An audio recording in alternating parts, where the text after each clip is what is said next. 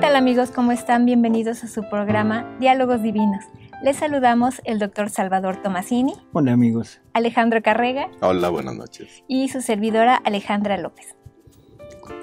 Bueno amigos, el día de hoy vamos a hablar un poquito sobre llegar a vivir en la divina voluntad. Y ustedes dirán, bueno, eso ya lo hemos visto y es lo que hemos tratado durante muchísimos programas. Sin embargo, yo sí quisiera comentar lo siguiente. Cuando tratamos o hablamos de la divina voluntad, el tema realmente parece muy sencillo. O sea, no tiene mayor complicación. Y esto hasta Jesús se lo dice a Luisa, si yo no enseño cosas difíciles. O sea, no hay problema.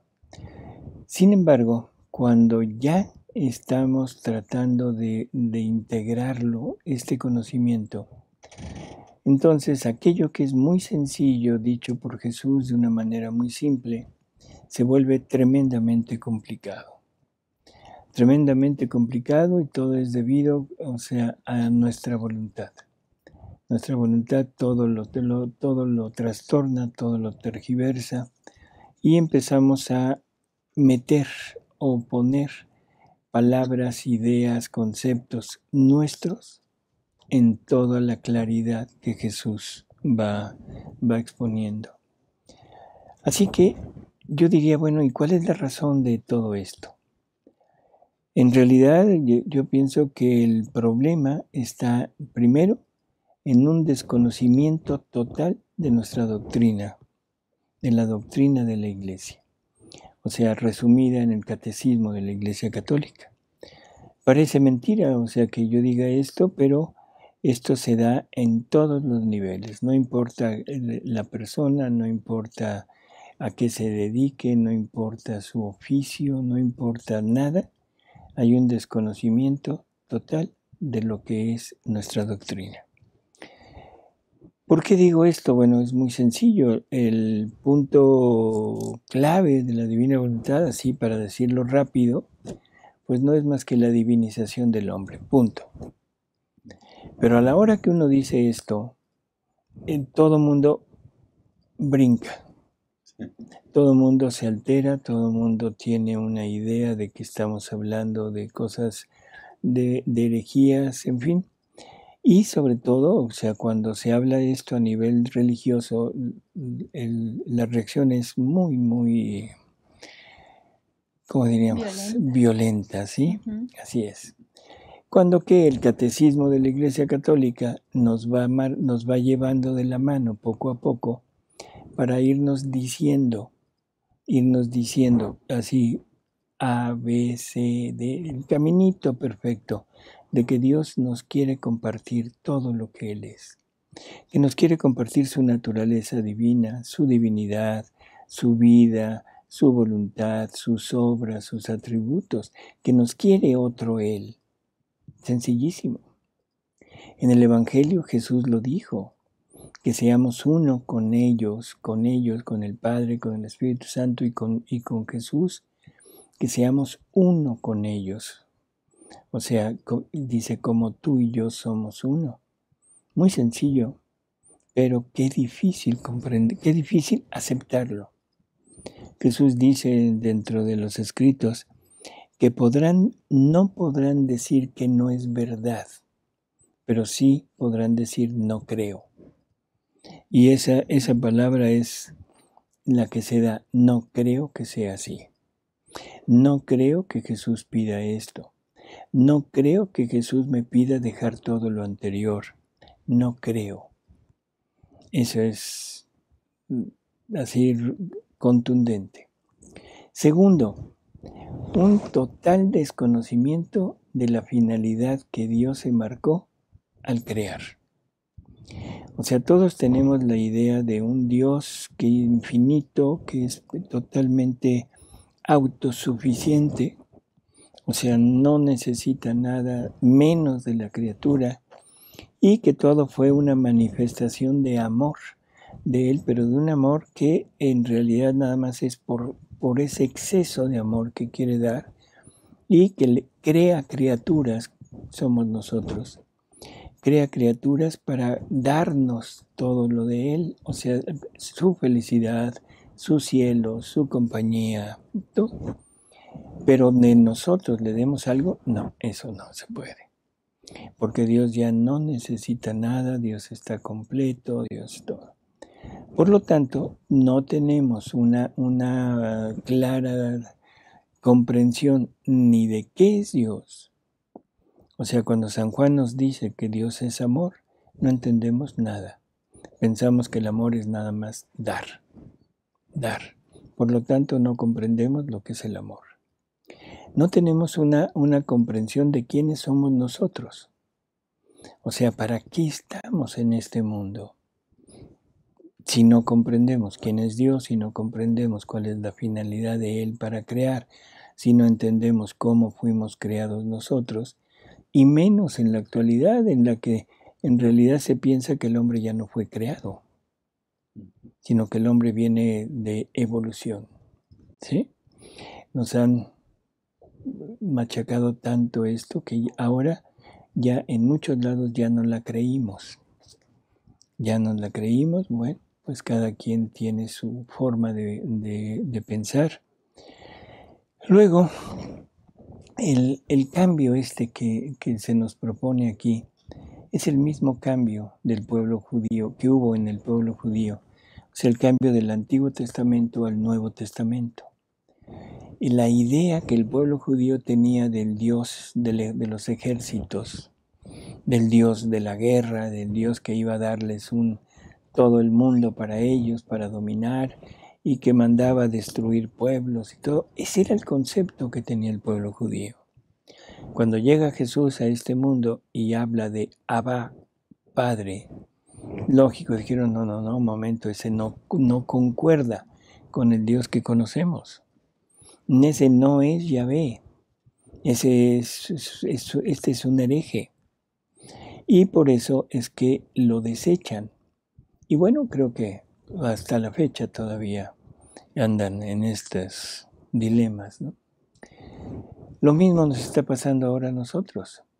Ese Dios que conocemos, ese Dios que nos han mostrado, ese Dios magnánimo, ese Padre amorosísimo, es misericordioso al máximo, que es misericordioso sin requisitos y que lo mismo da sea lo que sea y que no tiene ninguna,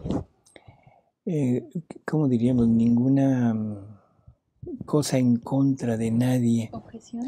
Ninguna objeción, no tiene nada y que todo lo perdona, aunque la criatura a veces ni siquiera se arrepienta. Y ahora nos hablan de un Dios que pide conversión, pide arrepentimiento, pide que nos entreguemos a Él, pide que nos abramos a lo que Él nos quiere dar. Correspondencia. Pide que renunciemos a nuestra vida, porque lo que nos quiere dar es su propia vida. Definitivamente no concuerda con el Dios que conocemos, con el Dios que nos hemos imaginado.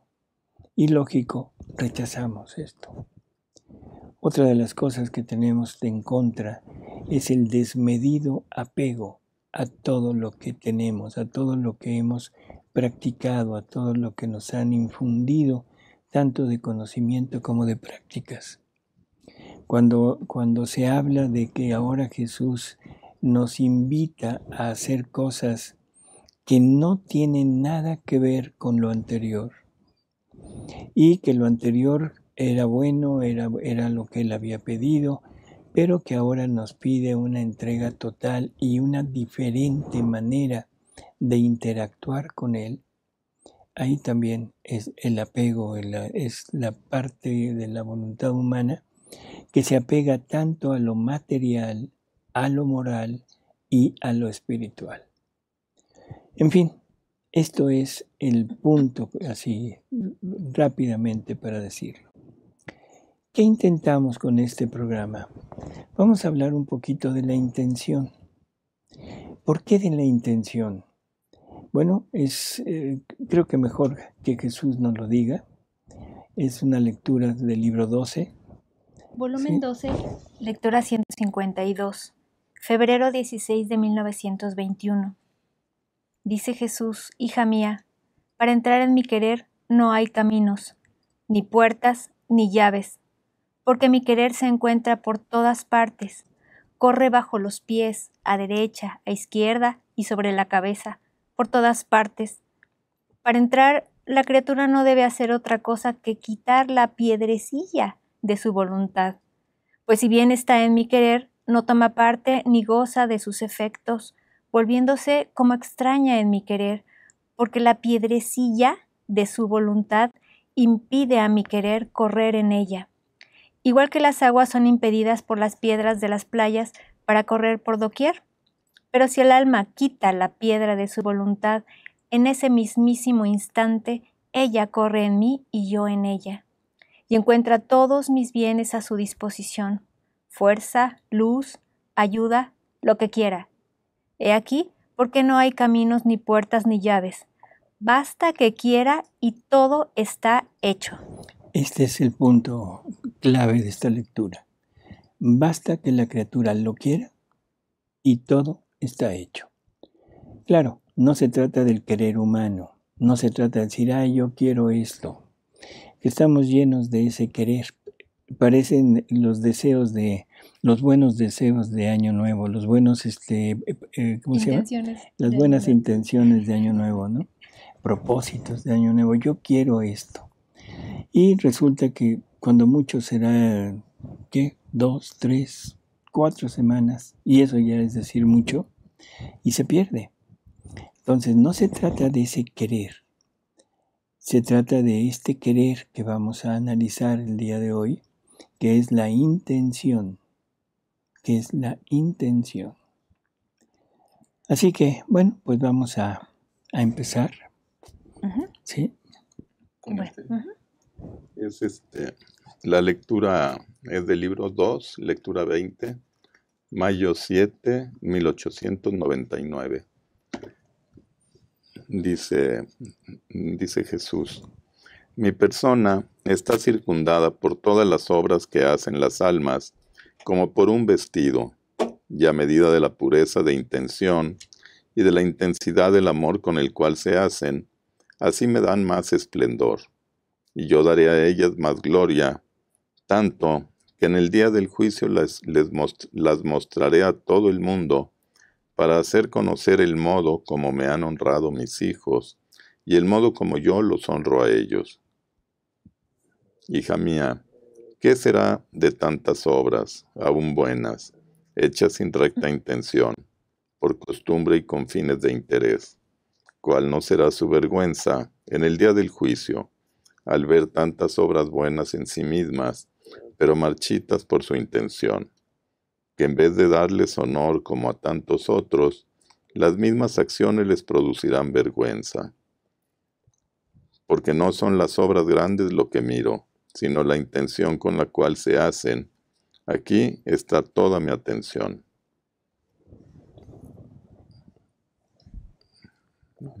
Luisa dice, por un rato Jesús ha hecho silencio y yo pensaba en las palabras que había dicho, y mientras las estaba rumiando en mi mente, especialmente sobre la pureza de intención y cómo haciendo el bien a las criaturas, las mismas criaturas deben desaparecer, haciendo una a la criatura con el mismo Señor, y hacer como si las criaturas no existieran. Jesús ha vuelto a hablar diciéndome, no obstante, así es. Mira, mi corazón es grandísimo, pero la puerta es estrechísima. Ninguno puede llenar el vacío de este corazón, sino solo las almas desapegadas, desnudas y simples. Porque como tú ves, siendo la puerta pequeña, cualquier impedimento aún mínimo, es decir, una sombra de apego, de intención errónea, una obra sin el fin de agradarme, impide que entren a deleitarse en mi corazón. El amor del prójimo mucho le agrada a mi corazón, pero debe estar tan unido al mío, que debe formar uno solo, sin poderse distinguir uno del otro. Pero aquel otro amor al prójimo que no está transformado en mi amor, Yo no lo miro como cosa que me pertenezca. Bueno, dos ideas fundamentales. Él no mira las obras. No le importa si la obra es grande o la obra es pequeña. No importa si es una obra grandiosa en cuanto a fundaciones, conversiones, en fin, o si la obra es tan pequeña como fuera algo sencillo, no sé, beber un vaso de agua, dar un vaso de agua, en fin, cualquier cosa. Él mira la intención de la criatura. Y luego abajo nos dice que las almas desapegadas, o sea, simples, son de su agrado y son las que podrán entrar. Todas las demás no, porque tienen una intención errónea. ¿Qué quiere decir todo esto? Que esta intención que está hablando arriba se está refiriendo de alguna manera a las almas desapegadas y a las almas desnudas de todo y a las almas simples. Estamos iniciando apenas este diálogo, ¿no? Así que podríamos de alguna forma equiparar la intención con el desapego, la intención con haber llegado a la nada, la intención con el ser simple. Y generalmente el ser simple en nuestro medio es un defecto. Sí. O sea, entre más compleja es la criatura, entre más complicada es la criatura, se le da más valor. Sí, porque generalmente lo que nos mueve son los intereses. Así es. Me interesa algo, entonces muevo y mi intención es diferente porque ya me apego a algo. Ya el desapego ya desaparece. Así es. El mejor ejemplo es la Virgen, que dice todo lo guardaba en su corazón. O sea, no se habla de obras grandes de ella mientras estuvo sobre la tierra y es la más grande que había. Así es. Entonces, almas simples, Luisa, o sea, Jesús no la pone como simple, la pone como la más pequeña. Ajá. Que prácticamente podríamos decir que es como sinónimo. Y algo que también es interesante, la ponen, por ejemplo, en resguardo con los ángeles. Dicen, no para que te hagan grande, sino para que resguarden tu pequeñez. Sí, eso es también maravilloso. En fin, todo esto es vamos a irlo profundizando. ¿Seguimos? Continuamos con el volumen 2, lectura 89. Octubre 29 de 1899. Dice Jesús. Perdón, es un dictado en donde Jesús le va mostrando cómo el alma debe ir formando una casa para estar en unión con Él, ¿sí? Por eso empieza de esta manera. Para custodiar esta casa es necesario un guardián que vigile por todas partes, por dentro y por fuera. Y este es el santo temor de Dios, que la guarda de cualquier inconveniente, viento o cualquier otra cosa que pueda amenazarla. Este temor será la salvaguardia de esta casa, que hará obrar al alma no por temor de la pena, sino por temor de ofender al propietario de esta casa. Este santo temor debe hacer que todo se haga para agradar a Dios sin ninguna otra intención. Ahora ya se va aclarando un poquito. La intención debe llevar esta finalidad, agradar a Dios, sin ninguna otra intención. Y lo que hemos pregonado por todas partes, o sea, perder la finalidad humana. O sea, esa intención, perdón. Sí. Cuando nos enseñan los dones del Espíritu Santo, uno de ellos es temor de Dios. La base es agradar a Dios en todos nuestros actos, no tenerle miedo como un Dios justiciero, un Dios malvado, un Dios castigador, más bien agradarlo en todo. Y tener temor de ofenderlo. De ofenderlo, claro. Así es. Ok. La siguiente es la 3, del libro 3 de lectura 4. De noviembre 6, 1899.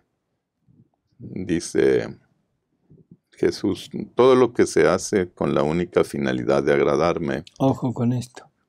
Esto corresponde perfecto a la lectura anterior, que dice que este santo temor debe hacer que todo se haga para agradar a Dios sin ninguna otra intención.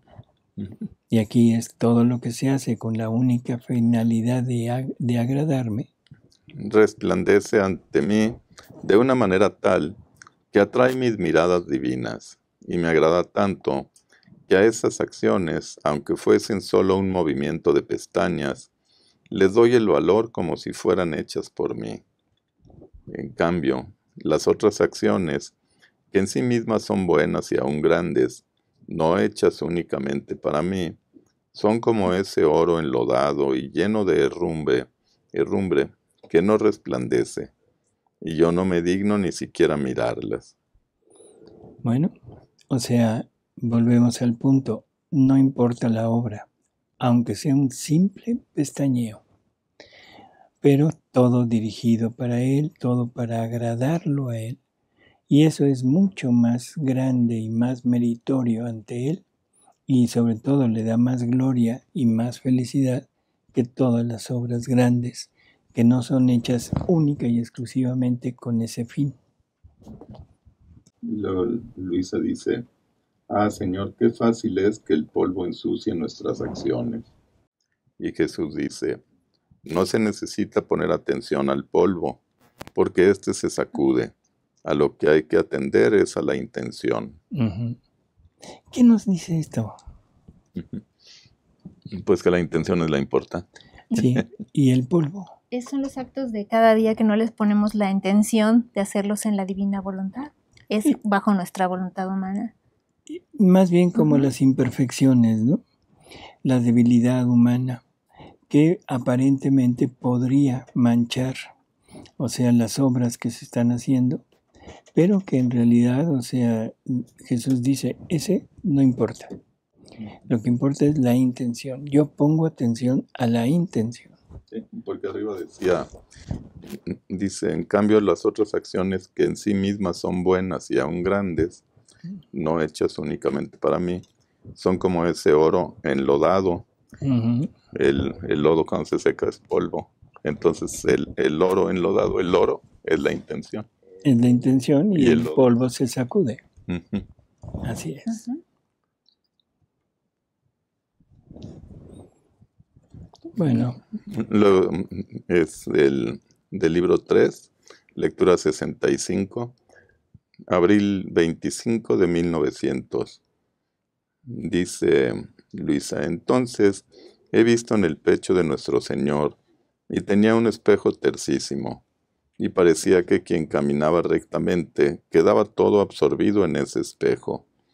Quien no, quedaba fuera, sin que pudieran recibir ninguna marca de la imagen del bendito Jesús. Ah, Señor, tenme toda absorbida en este espejo divino, a fin de que ninguna otra sombra de intención tenga yo en mi obrar. Continuamos con el volumen 4, la lectura 68, abril 22 de 1901. Le dice Jesús a Luisa: ¿sabes qué quiero de ti? Te quiero todo similar a mí, en todo similar a mí, así en el obrar como en la intención. Quiero que seas respetuosa con todos, porque respetar a todos da paz a sí mismo y paz a los demás.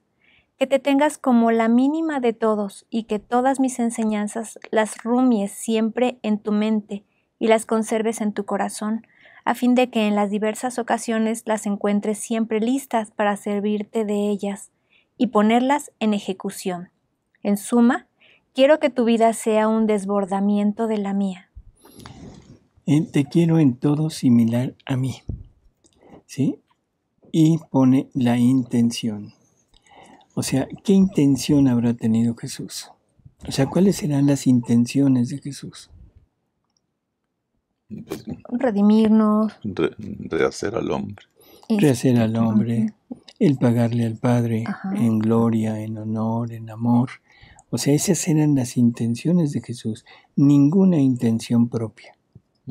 Y Jesús lo dice, yo nunca pensé en algo para mí, en mí. Todo era para el Padre, para rehacerlo y todo para el hombre. Cuando nuestras intenciones estén dirigidas exactamente igual, O sea, cuando nuestras intenciones sean rehacerla al Padre, rehacer la gloria del Padre, pagarle en amor al Padre y llevarle a las criaturas esta inmensa riqueza de la redención de Jesús, llevarles el amor, el sufrimiento, la sangre de Jesús y bañarlas, más que bañarlas, abarcarlas en la divina voluntad, rehaciendo sus obras para que Dios las reciba, pero como hechas por ellos en la divina voluntad. En ese momento estaremos realmente entrando en este ambiente, en este modo de la divina voluntad. Por eso es que siempre que en alguna obra, la que sea, puede ser en el trabajo, puede ser en la familia, puede ser en nuestra vida social, en cualquier ámbito en que nos desenvolvamos, cualquier intención que vaya propia, una ganancia propia, un interés propio, aunque sea de prestigio, aunque sea cosa personal, pero que vaya mi voluntad, ahí es, ya dimos al traste con estas obras. ¿Sí? Por eso es que aquí nos lo marca perfectamente. Te quiero toda similar a mí. Y esto es para todos. Para todo aquel que quiera vivir en la divina voluntad, esta es la finalidad. Nos quiere similares a Él en el obrar y en la intención. En el volumen 4, la lectura 99 de enero 6 de 1902, dice Jesús: Hija mía, quien busca uniformarse en todo a mi vida, no hace otra cosa que agregar un perfume de más y distinto a todo lo que hice en mi vida, de modo de perfumar el cielo, toda la iglesia, y aún los mismos malos sienten exhalar este perfume celestial, tanto que todos los santos no son otra cosa que tantos perfumes. Y lo que más regocija a la iglesia y al cielo es que son distintos entre ellos. No solo esto, sino que quien busca continuar mi vida obrando lo que hice hasta donde puede, y donde no puede, al menos con el deseo y con la intención. Yo lo tengo en mis manos como si estuviera continuando toda mi vida en dicha alma, no como cosa pasada, sino como si en el presente viviera, y esto es un tesoro en mis manos, que duplicando el tesoro de todo lo que obré, lo dispongo para bien de todo el género humano. 491 de octubre 8, 1901. Dice Luisa: ¿cómo puede ser que con la simple intención en el obrar, aun en las más mínimas cosas, mientras que considerándolas son cosas de nada, vacías, y parece que la sola intención de la unión contigo y de agradarte solo a ti, las llena, y tú las elevas en aquel modo supremo, haciéndolas aparecer como cosas grandísimas? Ah, hija mía, vacío es el obrar de la criatura, aunque fuese una obra grande. Es la unión conmigo y la simple intención de agradarme a mí lo que lo llena. Y como mi obrar, aunque fuese un respiro, excede en modo infinito a todas las obras de las criaturas juntas, he aquí que la causa que lo hace tan grande, y además, ¿no sabes tú que quien se sirve de mi humanidad como medio para obrar sus acciones, viene a nutrirse de los frutos de mi misma humanidad y a alimentarse de mi mismo alimento? Además de esto, ¿no es acaso la buena intención lo que hace al hombre santo, y la mala intención lo que lo hace perverso? O sea, y a veces nos dice Jesús que con la intención podemos hacer 1000 bienes o con la intención podemos hacer 1000 males. Todo está en nuestra voluntad, esa intención. Aquí lo importante de todo esto es recalcar que aún las mínimas cosas son más grandes que todas las demás cosas. Que todo lo demás realmente no son importantes, ¿sí? Y luego el vacío, hay un vacío en Dios. Y aquí empezamos a entrar en ese concepto que decíamos al principio, de que no tenemos una claridad en lo que es Dios. Pensar que Dios tiene en su interior un vacío es como decir, bueno, ¿y a qué se están refiriendo? ¿Ese vacío de qué es? De los actos. De los actos de la criatura. Claro, aquí necesitaríamos como ampliarlo un poco para que no nos quede tan disperso. Jesús nos habla de que Él creó los actos de todos, como decíamos al principio, y que quedaron en acto de darse, de esperarnos en el tiempo para darse a nosotros. Pero recordemos que son actos divinos. Por lo tanto, están incluidos, están inmersos en el querer divino, que es el acto único de Dios. Fueron realizados por el Verbo Eterno. Por lo tanto, es un acto divino, pero tiene la peculiaridad de que son para cada uno de nosotros. Tienen un dueño. Ese acto no es un acto nada más hecho por el Verbo Eterno, sino es hecho por el Verbo Eterno, creado por el Verbo Eterno, para que se lleve a cabo en el tiempo por la criatura. Y en el momento que esa criatura lo haga, lo lleve a cabo, en ese momento ese acto queda cumplido y ese acto ocupa el puesto que debería de ocupar dentro de este querer divino. ¿Sí? No sé si queda claro. O sea, no es un acto que ya esté prácticamente en él, sino es un acto que está sujeto a una disponibilidad de la criatura llevarlo a cabo. Por lo tanto, como esto no ha sido todavía realizado, la divina voluntad no había sido otorgada nuevamente al hombre después del pecado original, y solamente nuestra Madre Santísima y Jesús lo han tenido, todo lo que todas las criaturas deberían de haber hecho queda suspendido y es un vacío dentro de Dios. Y entonces dice, hija mía, vacío es el obrar de la criatura porque no tiene esa sustancia del obrar divino.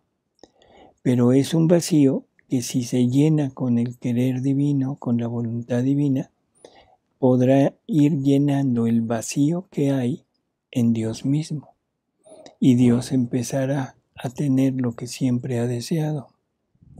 En otra ocasión lo pone como un vacío de luz, no sé si recuerdan. Luisa se estaba fundiendo y dice, salía mi alma y veía un gran vacío en que había luz, pero no que faltara la luz, pero como que faltaba la plenitud de la luz. Y entonces le muestran y le dicen que lo que falta es el obrar de la criatura en la divina voluntad, para que ese vacío de luz se complete y que sea ya totalmente lleno de luz.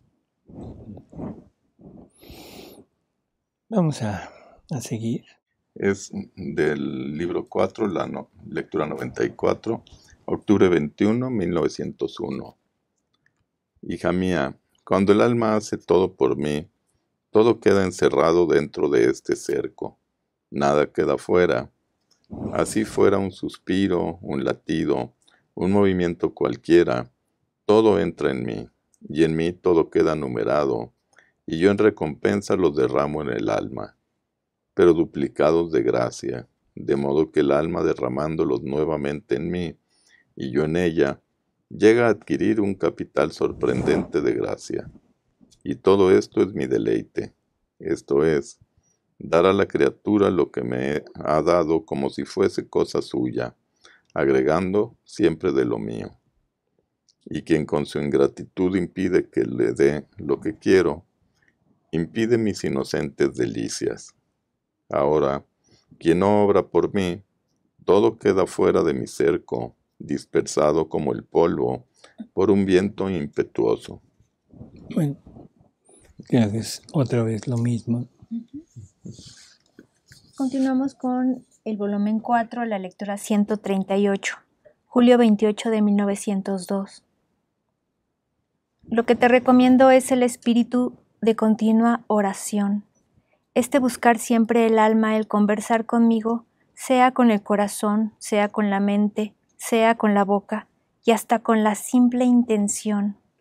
La hace tan bella a mi vista que las notas de su corazón armonizan con las notas de mi corazón. Y yo me siento tan atraído para conversar con esta alma que no solo le manifiesto las obras ad extra de mi humanidad, sino que le voy manifestando algunas cosas de las obras ad intra que la divinidad hacía en mi humanidad. Y no solo esto, sino que es tanta la belleza que hace adquirir el espíritu de continua oración que el demonio queda golpeado como por un rayo y queda frustrado en las insidias con las que intenta dañar a esta alma. Muy importante la oración con intención. Hasta con la simple intención de permanecer en una continua acercamiento, en un continuo diálogo con Jesús.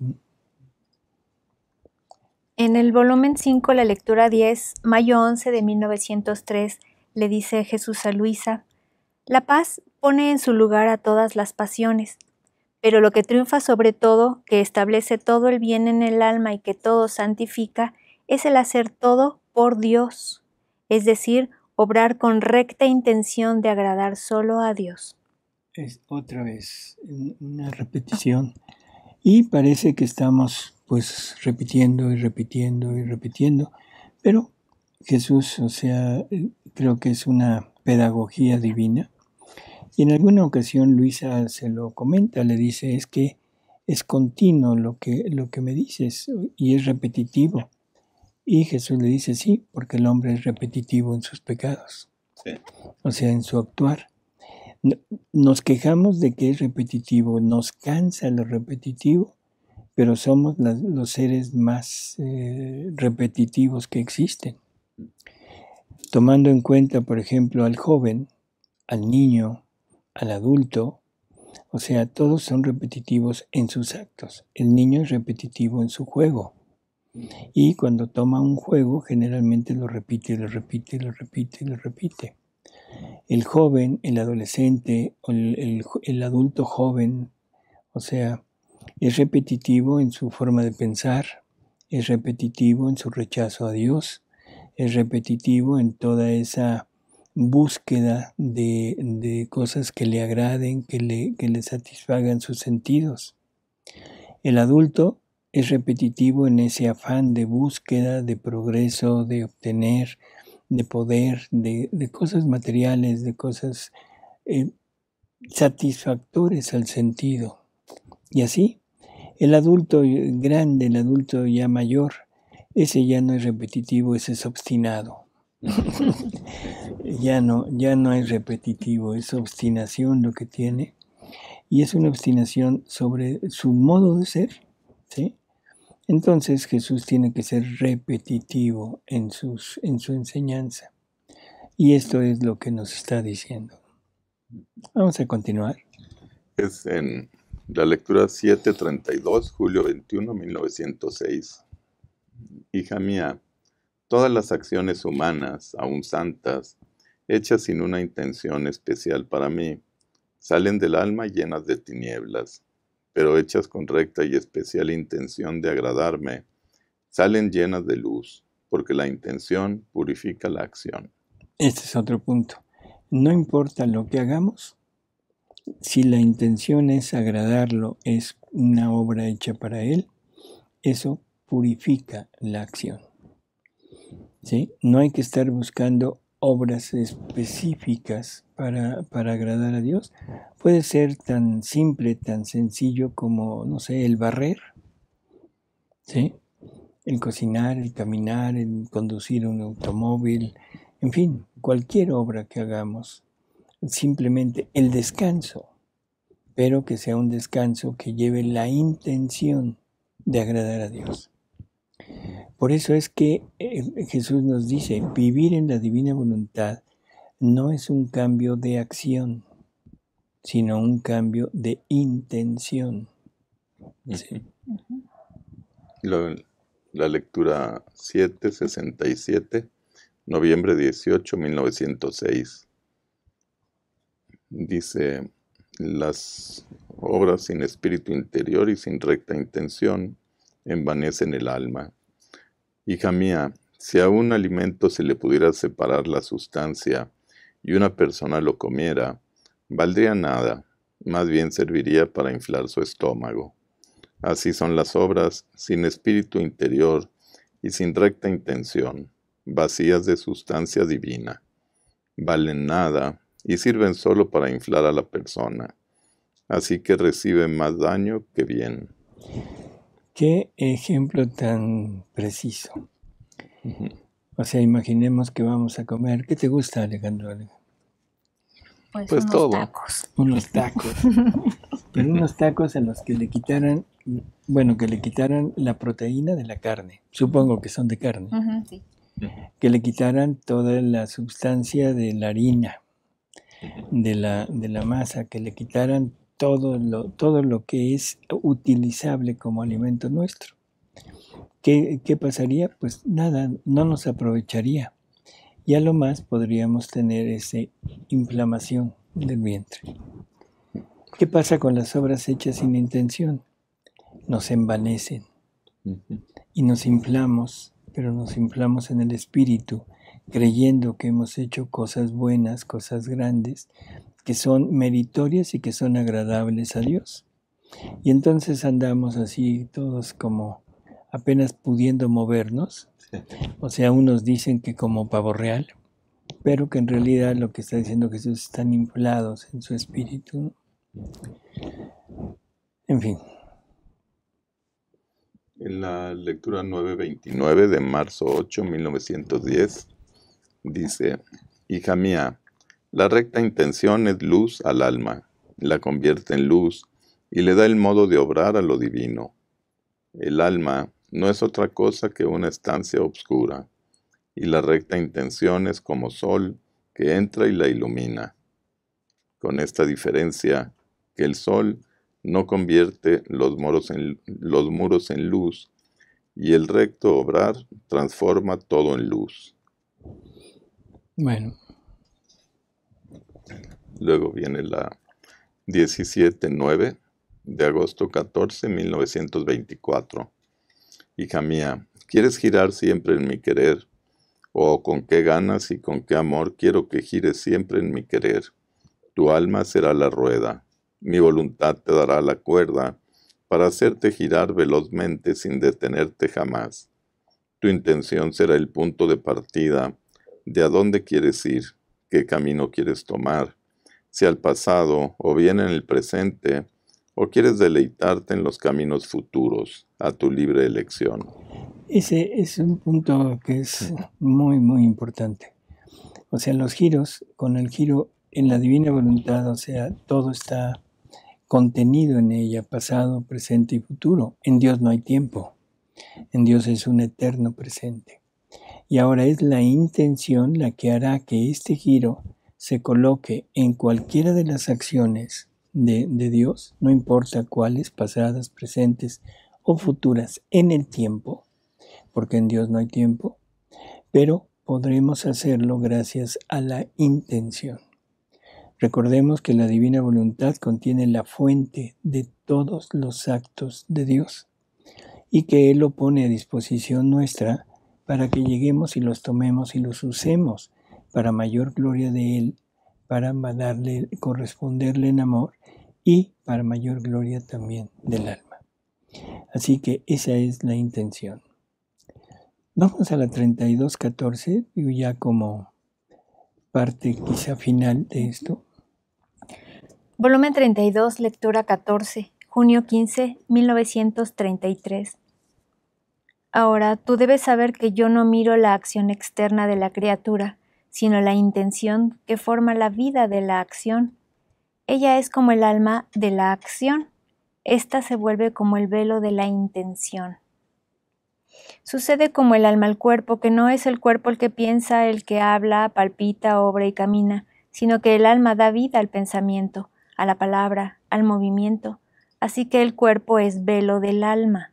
la cubre y se hace portador de ella, pero la parte vital, la acción, el paso, es del alma. Tal es la intención, verdadera vida de las acciones. Ahora, si tú llamas a mi divina voluntad como vida de tu mente, como latido de tu corazón, como acción de tus manos y así de todo lo demás, tú formarás la vida de la inteligencia de mi voluntad en tu mente, la vida de sus acciones en tus manos, su paso divino en tus pies, de modo que todo lo que hagas servirá de velo a la vida divina que con tu intención has formado en el interior de tus actos.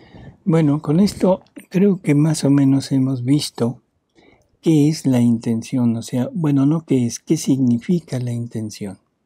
Pero ahora la pregunta es, ¿qué es la intención?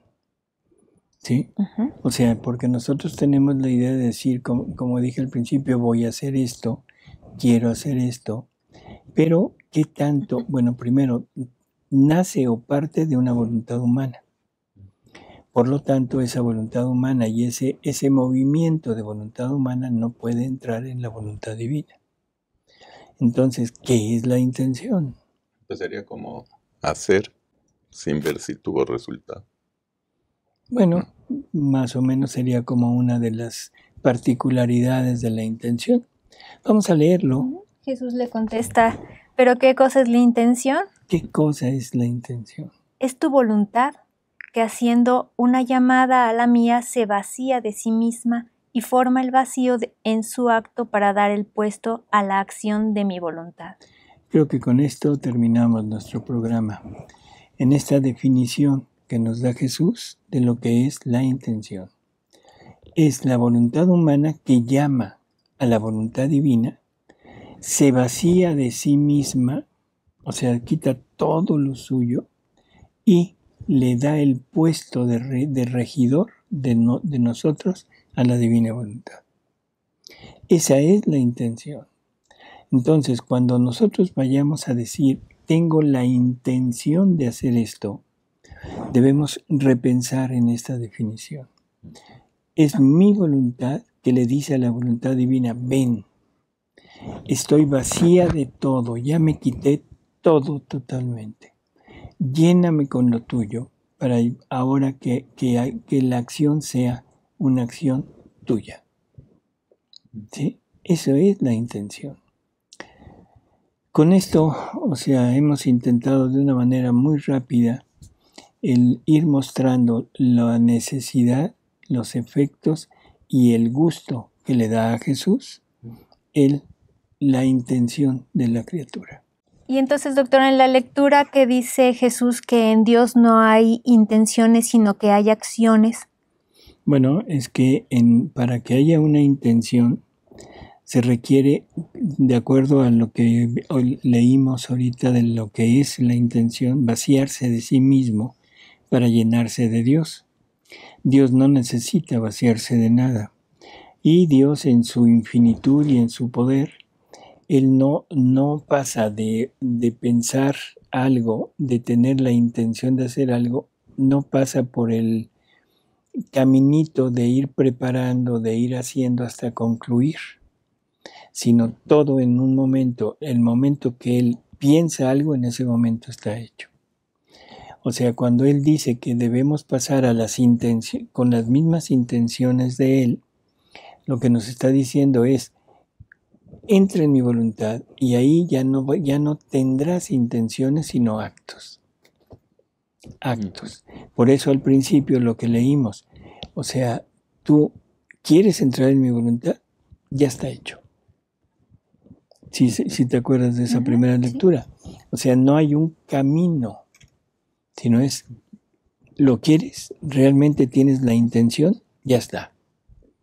Ahora viene todo lo demás, que es entender qué es, cómo actuar, todo, pero eso ya es otra cosa. Entonces, en las horas de la pasión, que hacerlas con las mismas intenciones de Jesús, ya estar en acto con Jesús, viviendo su pasión. Estar ahí con Él, compartiendo con Él y ayudándolo, aliviándolo y sobre todo concurriendo con Él en todo lo que hace. Porque si recordamos, siempre dice, fíjate en lo que hago para que lo hagas tú. O sea, para que tú repares junto conmigo y repares con las mismas reparaciones con las que yo reparo. Ok, entonces, estar en acto. Así es. Ok. Alejandra. Gracias, doctor. Gracias, Alejandro. Gracias, doctor. Gracias. Gracias, Ale. Y Gracias. nos Gracias, vemos Paris. en el próximo programa. Buenas noches. Hasta luego, amigos.